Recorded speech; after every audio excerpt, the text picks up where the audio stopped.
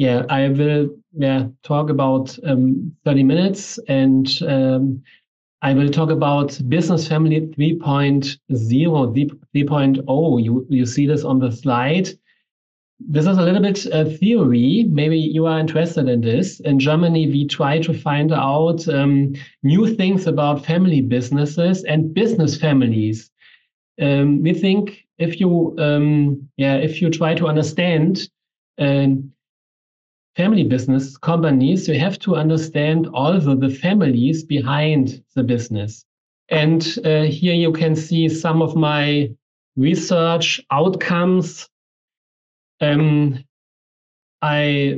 example, we wrote a book this here about managing business family dynasties. Business family dynasties. Maybe Catherine has a business family dynasty. Dynasty mean you are able to sustain the business from generation to generation. And we focus this special business families in this papers here, for example. But now I prepared something, and now I come to my presentation.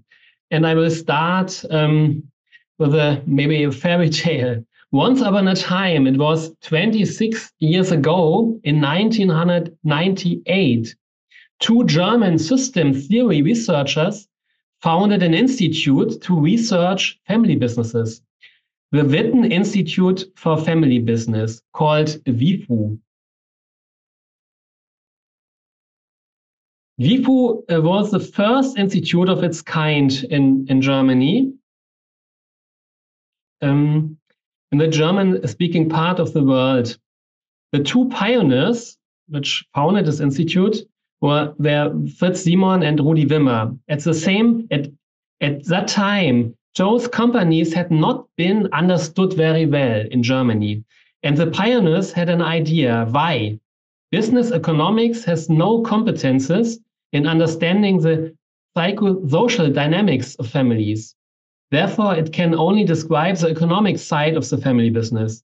Business economic alone has no scientific instruments of understanding companies that strongly influenced by families. To understand family businesses in a deeper way, the idea of the WIFU is that two systems, family and business, must be understood in their different logics. For this aim, the theory of social systems might be the best approach. This is our approach, social system theory. I have been working at WIFU for 7 years, holding the share of organization and development of business families. In our institute, we mean it is the family that makes this business special. Therefore, we say the development of a system theory of family business also means developing a system theory of the business family. After 26 years of research at WIFU, meanwhile, we distinguished 3 steps of our theory: business family 1.0, 2.0, and 3.0. All 3 generations of business family theories are connected with projects which were realized at WIFU. The project which created the first generation were established by Fritz Simon, Rudi Wimmer, and Thorsten Groth. It describes and explains what it means that a family and a company are connected in co-evolution, connected together. The next project, which brought the second generation, were founded by Arist von Schlippel, Thorsten Groth, and Tom Rüsen. It shows that business families, we have to understand as 2 kinds of families, as a private family and as a formal organized family. The third project, which is related with our latest findings, is called Big Family Management, or Business Family 3.0. We worked with 7 large business families to understand the dynamics in such kind of growing families. What means large families? Families with more than 50 or 60, 70 members. You see here on this slide the number of family shareholders and the big businesses which we investigated. Our research design is to meet one or two representatives of these families twice a year, a whole day, to discuss challenges, problems, and solutions to manage such kind of families. We call our research design, according Kurt Lewin, action research, because we combine our interviews with the family members with presentations of our findings. So both sides, the family business owners and the researchers, can learn. Our aim is to learn more about such kind of big business families, and the family members want to create ideas and actions to stay alive as a growing business family. Before I explain a little bit more about these theories, I give you some definitions about family business and business families. We define family businesses as companies whose owners are in kinship relations. The family form in which these owners live is what we call business families. The legal form of the company is not important. The family members who are linked to each other by family ties have an influence on the company through their ownership, through their work in the company, or through both aspects together. In addition, the family intention to pass on the company to future generations of the family, the succession process, is a central point. In Germany, about 80% of all companies are family controlled in this way. I don't know how it is in USA. In terms of the way families run their businesses, we follow Alberto Gemeno, is a researcher from Spain, and colleagues in distinguishing 4 different basic models. First, the patriarchal model. Second, the model of the operative family. Third, the model of the active owning family. And fourth, the model of the investment family. The first patriarchal model refers to family businesses that have one person at the top of the operational management. This person also holds the majority of the family shares and is at the center of the owners and the operational management. In such family-owned companies, the making and enforcement of decisions are personal-centered. The second model, the operative business family, is an operative business family and refers to family businesses that are jointly managed by several family members. This could be siblings or cousins. The challenge here is that the family learns to act and decide in a team-oriented way. This requires a high degree of coordination and negotiation. With the third model of the active owning family, we mean family businesses that have positioned persons outside the family in the operational management. The family owners control the company through committees or advisory boards. In such family businesses, it is important that the family secures the strategic influence on the company through its responsibility as a shareholder family and secures its values and orientations through advisory boards or supervisory boards. Mostly of the families in our current project are such kind of families. In the first kind of business families, investment families, has sold their company and decided to stay together due to make common investments. The challenge of this model of business families is to create identity and cohesion without any own company.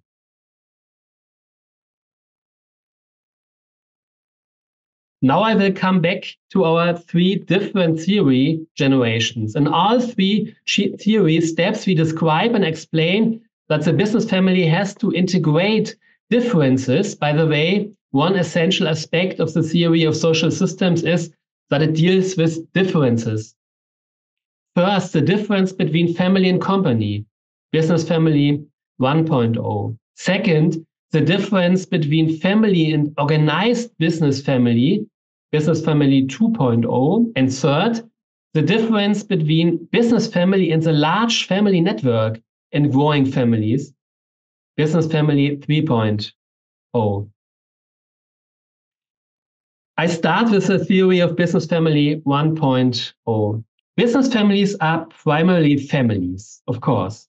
This means that they follow a principle of inclusion of their members, which we can call full inclusion. The typical thing about family relationships is that we are addressed here in all our personality parts. Because of this full family inclusion, family relationships are highly emotional relationships. The greater the expectations associated with the emotion, with the inclusion of personality elements, the greater the likelihood that these expectations will disappointed. This in turn can give rise to conflicts. If the family owns a business, the way the family communicates becomes affected. Then also the company sits at the kitchen table and in the living room. All family relationships are also influenced and framed by the fact that the family is responsible for a company.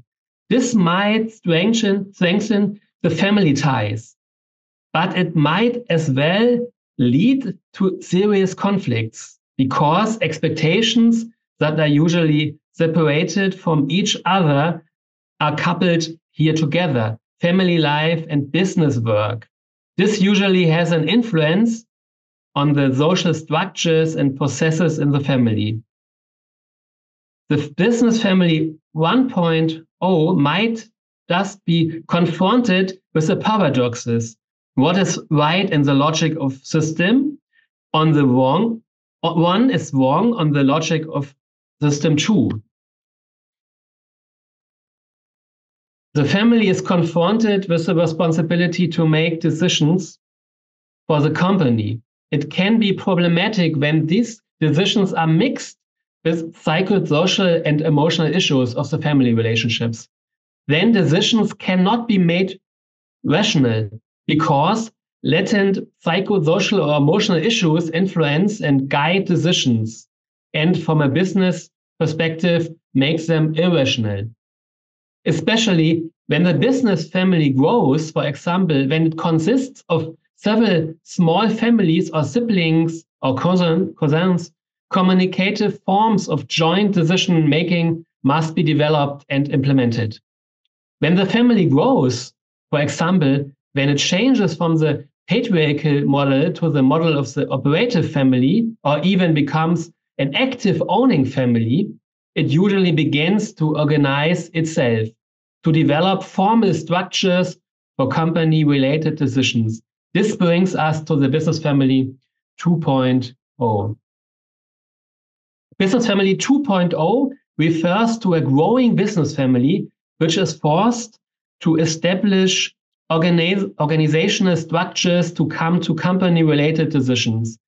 The business family begins to formally organize its decision-making.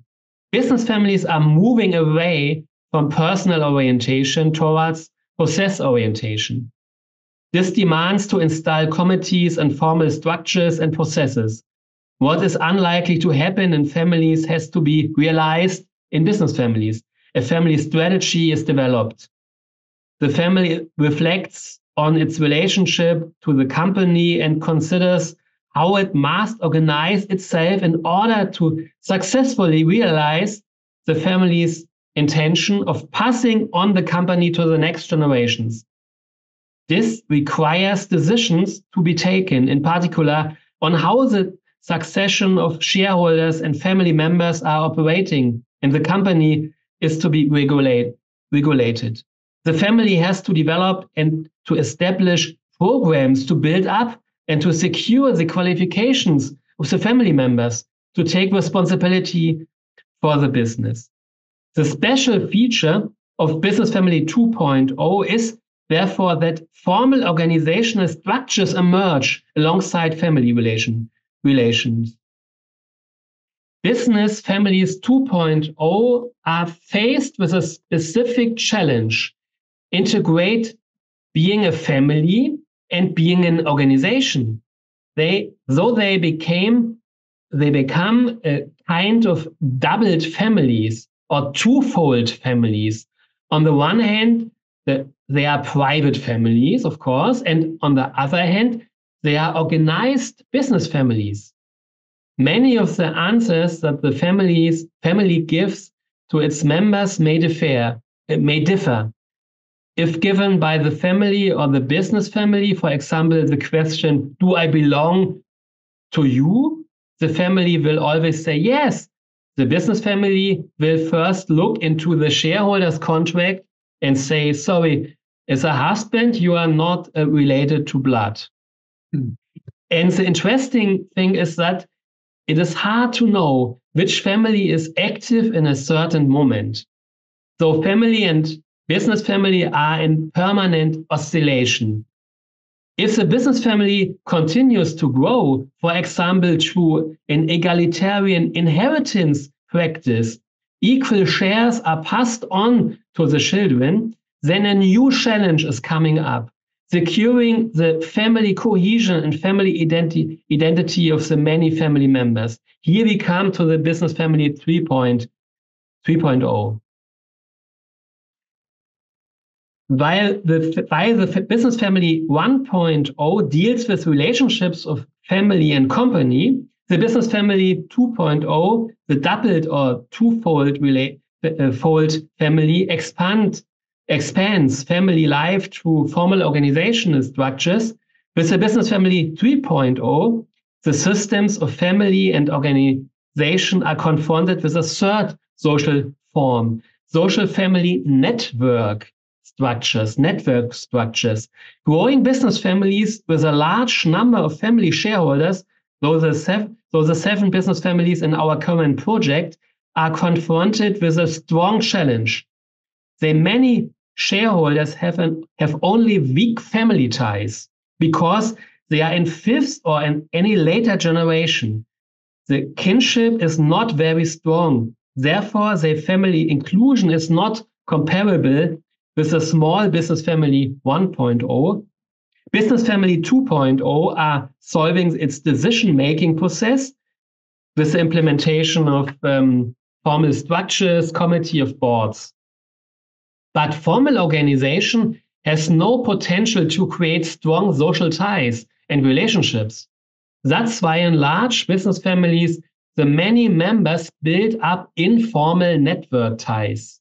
Network ties form a solution to the problem that the cohesion and identity of the growing family with more than 50, 60, or 70 members are not self-evident. While the Business Family 1.0 is centered by family relationships, the Business Family 2.0 bring up formal organizational relations.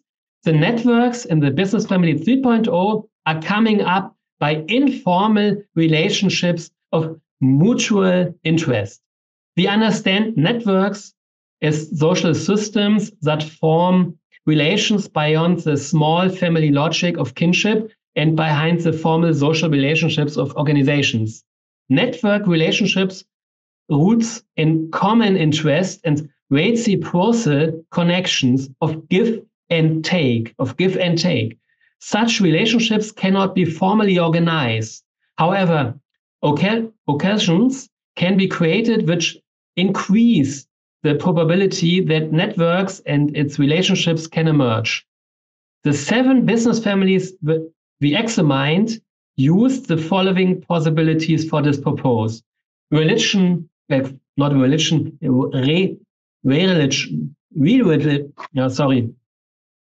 Common meetings for family shareholders, organized activities for children and young people, exchange groups and company and family related issues, or intranet online intranet solutions for family internal digital networking. I will come to the conclusion. Looking at more than 26 years of research and theory development at Witten Institute, we today would say that the system theory of the business family can be described as a phone theory of the growing business family.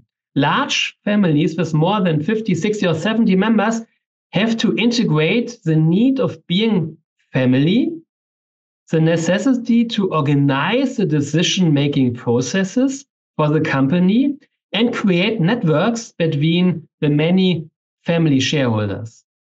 These kind of business families must include three different logics.